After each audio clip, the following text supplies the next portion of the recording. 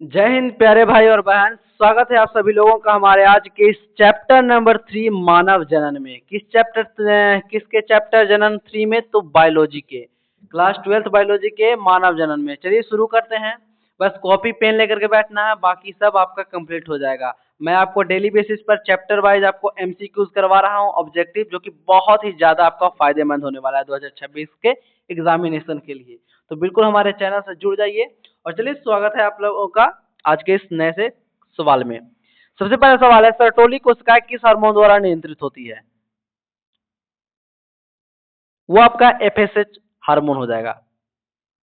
क्या हो जाएगा? FSH hormone.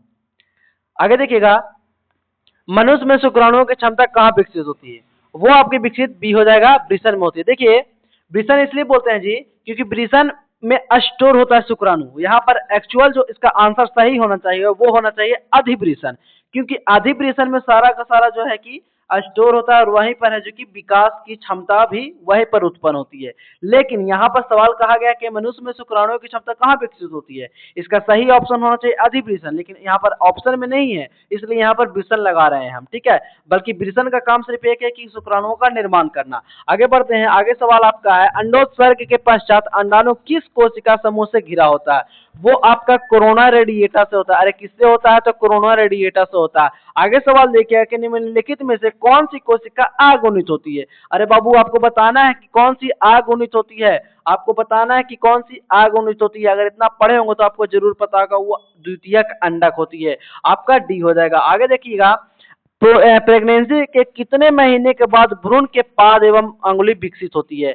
प्रेगनेंसी जब होता है तो उसके कुछ महीने के बाद उसका पैर और अंगुली निर्माण होना शुरू होता है। तो वो कितने महीने के बाद होता है? अरे वो तो होता है तीसरे महीने के बाद से स्टार्ट हो जाता है। ऑप्शन ए सही हो जाएगा। चलिए आगे देखेंगे, भारी मात्रा में प्रोजेस्टेरोन स्रावित करने वाला अंग कौन सा होता है? अरे बाबू, आपको बताना है कि कौन सा होता है। वो तो पित्त पिंड होता है। डी ऑप्शन करेक्ट हो जाएगा।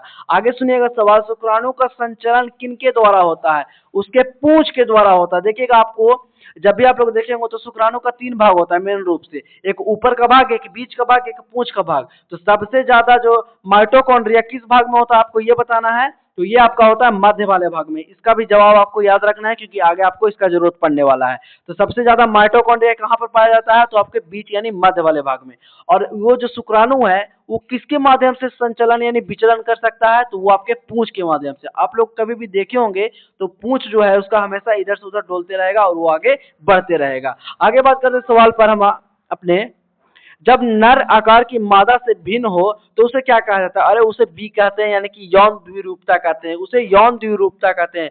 आगे सवाल हमारा है कि हीमोकोरियल, ठीक है, हीमोकोरियल अपरा निम्नलिखित में किसमें पाया जाता है? वो पाया जाता है मनुष्य में पाया जाता है। किसमें? मनुष्य में पाया जाता है। आगे बात करते हैं, एक स्वस्थ महिला के पूरे जीवन काल में उत्पन्न कुल अंडों की संख्या कितनी होती है? यानी कि टोटल जो अंडाणु है उसका पूरा जीवन काल में कितना निर्माण होता है? तो वो 400 होता है। टोटल कितना होता है? ध्यान रखिएगा, 400 होता है। नोट कर लीजिएगा। सुनिए एक बात ध्यान से, जिस बच्चों का अगर बायोलॉजी या किसी भी सब्जेक्ट का तैयारी अच्छा नहीं है, मेरे चैनल से जुड़ जाइए। आप लोगों को डेली बेसिस पर हर एक चैप्टर वाइज आपको हर एक सब्जेक्ट का आपको डेली बेसिस पर ऑब्जेक्टिव मिलते रहेगा, जिससे कि आपको बहुत बेहतरीन तैयारी होने वाला ऑब्जेक्टिव में, ठीक है। अगर आपका भारी डिमांड रहेगा तो मैं आपको सब्जेक्टिव भी ला करके दूंगा। अब बात करते हैं सवाल पर, स्तनधारियों में निषेचन कहाँ संपन्न होता है? अरे कहाँ होता है? तो फैलोपियन नली में होता है। और कहाँ हो सकता है? आप ही खुद सोच कर देखो। आप लोग पढ़े होंगे तो सबको पता होगा, जो नहीं पढ़े बस चुपचाप से अपना नोट करते चलिएगा। आगे बात करते हैं सवाल, गर्भाशय किससे संबंधित होता है? अरे बाबू, सबको पता होना चाहिए कि गर्भाशय मादा स्त्री के जनन तंत्र से होता है। समझ में आ रहा है बात? मादा स्त्री के जनन तंत्र से, क्योंकि पादप से नहीं होगा, नर से नहीं होगा, इनमें से सभी भी तो होगा ही नहीं। मादा स्त्री, मादा से ही, महिला से ही गर्भ से जुड़ा होता है। भ्रूण की 16 कोशिकीय अवस्था क्या कहलाती है? भ्रूण की 16 कोशिकीय अवस्था हमारी क्या कहलाती है? तो वो कहलाती है मोरुला। मोरुला नाम सुने कभी? मोरुला, ठीक है। आगे बात करते हैं, परिपक्व शुक्राणु के शीर्ष पर टोपीनुमा संरचना क्या कहलाता है? एक्रोसोम कहलाता है। एक्रोसोम बी आपका सही हो जाएगा। आगे बात करते हैं, मानव शुक्राणु के एक्रोसोम का निर्माण किसके द्वारा होता है? वो किसके द्वारा होता है? टोपीनुमा जो संरचना है वो किसके द्वारा होता है? वो गोल्जी काय के द्वारा होता है। बॉडी गोल्जी काय के द्वारा होता है। आपको बस सवाल में ये बताना है कि गोल्जी काय का खोज किसने किया था, किस वैज्ञानिक ने, आपको ये कमेंट में बताना है। आगे बात करते हैं, फैलोपियन नलिका का अंडाशय के सबसे निकटतम भाग कौन सा होता है। फैलोपियन नलिका का अंडाशय के सबसे निकटतम भाग होता है वो होता है कीपक। सी आपका सही हो जाएगा, कीपक होता है। आगे बात करते हैं कि निम्नलिखित में से कौन द्विगुणित संरचना होती है। कौन सी ऐसी संरचना है जो कि द्विगुणित होती है। युग्मनज होगा भाई, क्या हो जाएगा, युग्मनज, जाइगोट। समझ में आ रहा है। आगे बात करेंगे, आगे देखिए बाबू लोग, आप कि इनमें से कौन सा नर युग्मक से संयोजन करके भ्रूण पोष बनाता है। वो कौन सा ऐसा संरचना है जो कि भ्रूण पोष का निर्माण करता है, वो है द्वितीयक केंद्रक हो जाएगा आपका, द्वितीयक केंद्रक बी। आगे बात करते हैं हम लोग, लीडिंग कोशिकाएं कहाँ पाई जाती है। लीडिंग कोशिका वृषण के शुक्र जनन नलिकाओं में पाई जाती है, शुक्र जनन नलिकाओं में पाई जाती है। आगे बात करते हैं, परिपक्व मादा की युग्मक बनने की क्रिया क्या कहलाती है।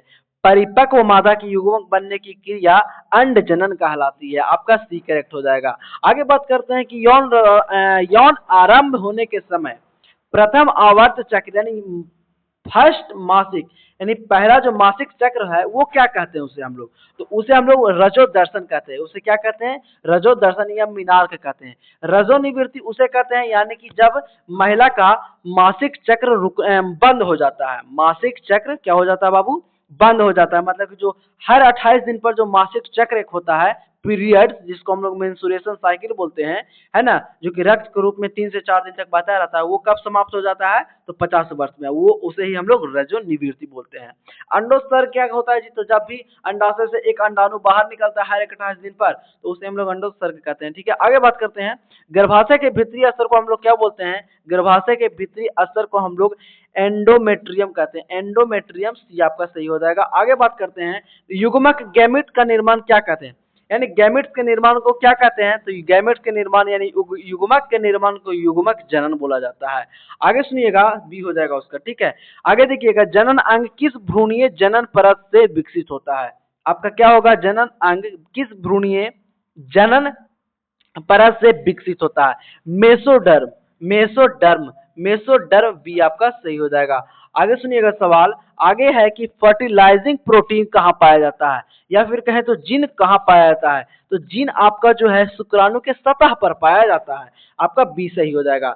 जिन बच्चों को अच्छा लग रहा है बहुत अच्छी बात है, अपना स्कोर जरूर चेक करते रहिएगा कि आपका क्या स्कोर होने वाला है, क्योंकि मैं यहाँ पर 50 करवाने वाला हूँ। 50 में आपका कितना सही कितना गलत वो जरूर बताइएगा कमेंट में। शुक्राणु किसकी मदद से जोड़ा प्लूरिस का विभेद करता है, किसकी मदद से करता है, वो करता है किसकी मदद से, तो सिंपल सी बात है, वो आपका एक्रोसोम के स्राव से करता है, बस। ठीक है, एक्रोसोम के स्राव से करता है। आगे देखिएगा, स्तनधारियों में वृषण, देखिए यहाँ पर एक सवाल थोड़ा सा मिस्टेक लग रहा है, स्तनधारियों में वृषण नहीं होना चाहिए। ठीक है बाबू लोग, स्तनधारियों में वृषण, स्तनधारी किसे बोलते हैं, तो जो दूध पिलाती है, जो ऐसा मनुष्य या ये क्या कहते हैं, प्राणी जो कि दूध पिलाता है, तो उसे स्तनधारी प्राणी कहते हैं। तो क्या पर यहाँ पर सवाल ही उल्टा थोड़ा सा मुझे लग रहा है, लेकिन ठीक है कोई बात नहीं। वृषण उदर गुहा के बाहर वृषण कोष में क्यों पाए जाते हैं, अरे तो क्यों पाए जाते हैं, इसलिए पाए जाते हैं क्योंकि शरीर का टेम्परेचर से 2 से 3 डिग्री कम जरूरत होता है शुक्राणु निर्माण के लिए, इसीलिए शुक्राणु निर्माण के लिए या शुक्राणु जनन के लिए वो है जो कि बाहर होता है, वृषण कोष में पाया जाता है। आगे बात देखिए, इसका क्या हो जाएगा, वृषण क्या बताएं, शुक्राणु जनन के लिए सी हो जाएगा। देखिए आगे क्या है, स्त्रियों में रजोनिवृत्ति की उम्र कितनी होती है। रजोनिवृत्ति अभी बताया कुछ देर पहले कि जब महिला में मासिक धर्म खत्म हो जाता है तो उसे ही हम लोग रजोनिवृत्ति बोलते हैं। वो 50 वर्ष में खत्म हो जाता है, समाप्त हो जाता है। ठीक है, लगभग 50 वर्ष। मानव भ्रूण कहाँ संरक्षित रहता है, मानव भ्रूण एमिनोटिक गुहा में संरक्षित होता है। बच्चों ध्यान रखिएगा, क्या हो जाएगा बाबू, एमिनोटिक गुहा में, क्या हो जाएगा, एमिनोटिक गुहा में। निम्नलिखित में से किस जीव में निषेचन आंतरिक होता है, अरे किस जीव में निषेचन की क्रिया आंतरिक होती है, तो वो शार्क मछली के अंदर होती है। किसमें होती है, शार्क मछली। आगे है कि जन्म दर नियंत्रण की शैल्य विधि कौन सी है, अरे बाबू शैल्य विधि आप लोग पढ़े हो कि शैल्य डॉक्टर मादा के फैलोपियन नली को और पुरुष के शुक्रवाहिनी को काट करके बांध देते हैं, तो उसे हम लोग क्या बोलते हैं, नसबंदी या बांधेकरण महिला में कहते हैं। पुरुष में नसबंदी हो जाता है और महिला में बांधेकरण हो जाता है। तो इसमें आपका दोनों का दोनों हो जाएगा, ऑप्शन नंबर ए और बी दोनों, वेस्कोटोमी और ट्यूबेक्टोमी। ठीक है, आगे बढ़िएगा आप लोग। आगे सवाल है कि स्तनधारियों के शुक्राणु के मध्य भाग में क्या पाया जाता है। अरे ये सबसे सिंपल सवाल, अभी कुछ देर पहले इसको डिस्कस किए कि मनुष्य में जो शुक्राणु है वो ऊपर, बीच और पूंछ वाला भाग में बटा होता है। टोटल 3 भाग में बटा होता है। तो जो बीच वाला भाग, मध्य वाला भाग है, उसमें सबसे ज्यादा माइटोकॉन्ड्रिया की संख्या पाई जाती है। आपका बिल्कुल सही सी हो जाएगा। आगे बात करते हैं कि मानव वीर्ज का पीएच कितना होता है। मानव वीर्ज का पीएच आपका मानव वीर्ज का पीएच मान आपका 7.3 से 7.5 के बीच होता है। सी करेक्ट हो जाएगा। परिवार नियोजन कार्यक्रम के में पुरुष नसबंदी को क्या कहते हैं। परिवार नियोजन कार्यक्रम में पुरुष नसबंदी, तो पुरुष नसबंदी को अभी हम लोग डिस्कस किए कि वैस्कोटॉमी कहते हैं। वैस्कोटॉमी कहते हैं। आगे सुनिएगा, आगे हमारा सवाल है, गर्भ की प्रथम गति तथा सिर पर बाल कब अनुभव किए जाते हैं। तो जब बच्चा जन्म लेना शुरू, भ्रूण से जब उसका विकास होने लगता है, तो वो 5वें महीने में क्या होता है, उसके सर से बाल निकलने लगते हैं। तो क्या हो जाएगा आपका 5वां महीना, आपका सी करेक्ट हो जाएगा। आगे देखिएगा कि शुक्राणुओं का संग्रहण एवं पोषण किस में होता है। शुक्राणुओं का संग्रहण यानी कि स्टोर जो है वो अधिवृषण में होता है, और शुक्राणु का निर्माण आपका वृषण में होता है। तो इसका सही क्या हो जाएगा, संग्रहण बोला गया, और पोषण आपका बी सही हो जाएगा। आगे बढ़िएगा, आगे सवाल आपका है, 4 प्राइमरी स्पेर्मेटोसाइट, 4 प्राइमरी स्पर्मेटोसाइट क्या है, 4 प्राइमरी स्पर्मेटोसाइट से कितने शुक्राणुओं का निर्माण होगा। कितने होगा, 16 होगा। टोटल कितने होगा, 16 हो जाएगा जी। कितने होगा, टोटल 16 हो जाएगा। आगे बात करते हैं कि एक सेकेंडरी स्पर्मेटोसाइट से कितने शुक्राणुओं का निर्माण होगा। वहां पर 4 प्राइमरी बोला गया, यहाँ पर एक सेकेंडरी बोला गया। आपका क्या हो जाएगा, इसमें 2 हो जाएगा, आपका 2 हो जाएगा। उसमें 16 हो जाएगा, बल्कि इसमें हो जाएगा 2 हो जाएगा। आगे देखना है, किस जनन परत से रक्त तथा परिवहन तंत्र का उद्भव होता है। किस जनन परत से रक्त तथा परिवहन तंत्र का उद्भव होता है, मेसोडर्म से होता है।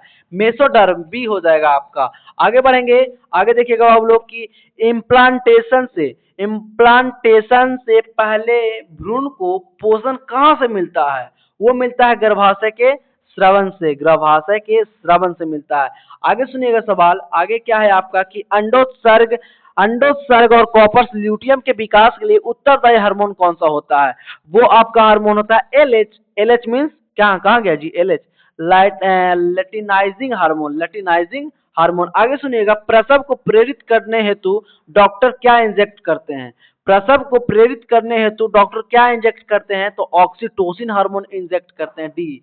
आगे सुनिएगा, निषेचन के बाद माता के मूत्र में कौन सा हार्मोन होता है। निषेचन के बाद माता के मूत्र में कौन सा हार्मोन होता है, वो होता है HCG, डी सही हो जाएगा। आगे सुनिएगा आप लोग, शुक्राणु का अक्षीय तंतु किससे बना होता है। अरे शुक्राणु का अक्षीय तंतु किससे बना होता है, वो आपका डिस्टल सेंट्रियोल से बना होता है। डिस्टल सेंट्रियोल से बना होता है। आगे सुनिएगा, गर्भाधान अवधि किसे बोलते हैं, तो गर्भाधान अवधि किसे बोलते हैं, तो जब माँ के पेट में निषेचन की क्रिया होती है, माँ का मतलब जो मादा है उसमें निषेचन की क्रिया होती है, और शिशु के जन्म के बीच का जो समय होता है उसे ही हम लोग गर्भाधान की अवधि कहते हैं, गर्भाधान की समय बोलते हैं।